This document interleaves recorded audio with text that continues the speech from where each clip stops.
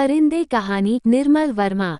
समीक्षा और पात्र परिचय। परिंदे कहानी का प्रकाशन 1960 में हुआ, जो कि एक दुनिया समानांतर में संकलित है।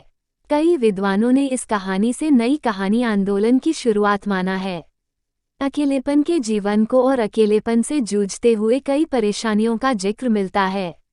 यही कारण है कि इस कहानी का नाम परिंदे रखा गया है। कहानी लतिका नामक पात्र के इर्द गिर्द घूमती है, जहां वो अपने भूतकाल के जीवन से न उभर पाने की पीड़ा में चिंतित है और बेहद अकेली भी। कहानी के पात्र। लतिका कहानी की केंद्रीय पात्र है। छात्रावास की वार्डन है। मेजर गिरीश नेगी लतिका के पूर्व प्रेमी, जो कि अब इस दुनिया में नहीं है, जो कि कुमाऊं रेजिमेंट में कैप्टन था। सुधा और जूली छात्रावास की छात्रा। करीमुद्दीन हॉस्टल का नौकर, जो कि बेहद आलसी इंसान था। ह्यूबर्ट लतिका को पसंद करते हैं। स्कूल में संगीत शिक्षक है। डॉक्टर मुखर्जी, जो लतिका को समय समय पर मार्गदर्शन किया करते हैं, जो कि आधे बर्मी थे। एक बार बर्मा जाने की बातें हमेशा किया करते थे, जो यहाँ बस चुके थे। प्रैक्टिस के अलावा स्कूल में हाइजीन फिजियोलॉजी पढ़ाते थे। मिस वुड स्कूल की प्रिंसिपल। फादर अलमंड पादरी। परिंदे कहानी की समीक्षा। कहानी की शुरुआत छात्रावास के छुट्टियों के अंतिम दिन से होती है, जहां लड़कियां अंतिम दिन का आनंद ले रही होती है, किंतु लतिका अपने अंदर व्याप्त अकेलेपन से जूझती रहती है।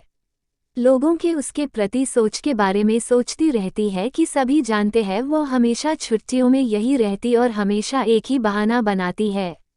उसे उस छोटे से हिल स्टेशन की स्नोफॉल बेहद पसंद है, इसलिए वो घर नहीं जा रही। लतिका को डॉक्टर मुखर्जी और ह्यूबर्ट अपने कमरे पर एक कॉन्सर्ट पर निमंत्रण देते हैं। वह मना करती है, पर फिर भी उसे आना ही पड़ता है। लतिका वहां जाकर भी खुद में ही खोई रहती है। सोचती है कि क्या वो बूढ़ी हो गई है अपनी स्कूल की प्रिंसिपल की तरह। तभी उसे याद आया कि ह्यूबर्ट का प्रेम पत्र, जो उसे कुछ महीने पहले मिला था, इससे उसे ये तसल्ली हुई कि वह अभी बूढ़ी नहीं हुई, अभी भी उसमें आकर्षण बाकी है। तभी वह वहां से उठकर चली जाती है।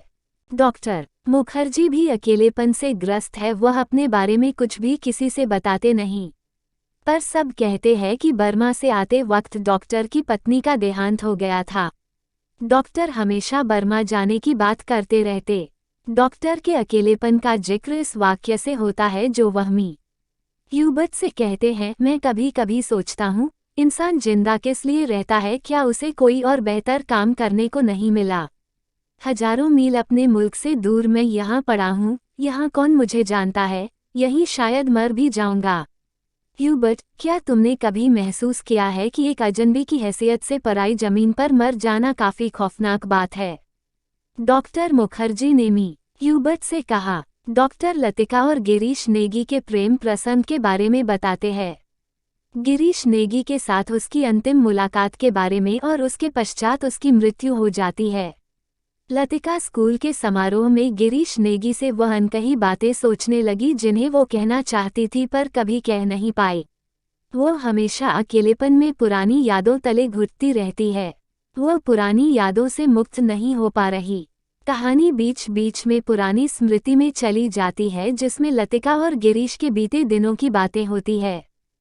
लतिका पुरानी यादों के दुख से निकलना चाहती है, किंतु उससे उसका कुछ छीना जा रहा हो ऐसा प्रतीत होता है।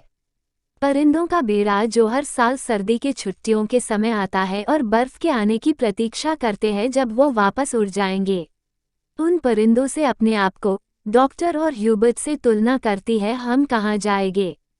किसी चीज को न जानना यदि गलत है, तो जानबूझकर न भूल पाना, हमेशा जोंक की तरह उससे चिपटे रहना, ये भी गलत है।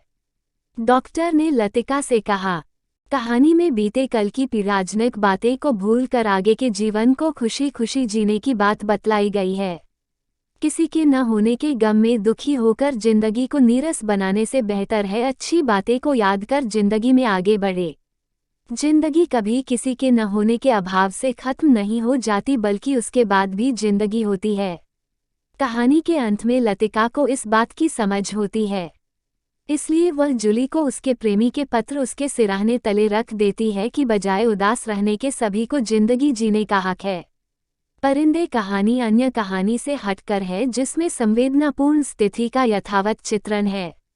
अत्यंत सशक्त और प्रभावोत्पादक शैली में किया गया है। ये पाठक पर अलग ही प्रभाव उत्पन्न करता है जो क्षणिक नहीं होता, पाठक को ये सोचने पर मजबूर कर देती है। कहानी अच्छी लगी तो प्लीज़ वीडियो को लाइक करें व चैनल को सब्सक्राइब करें और बेल आइकन को दबाना ना भूलें।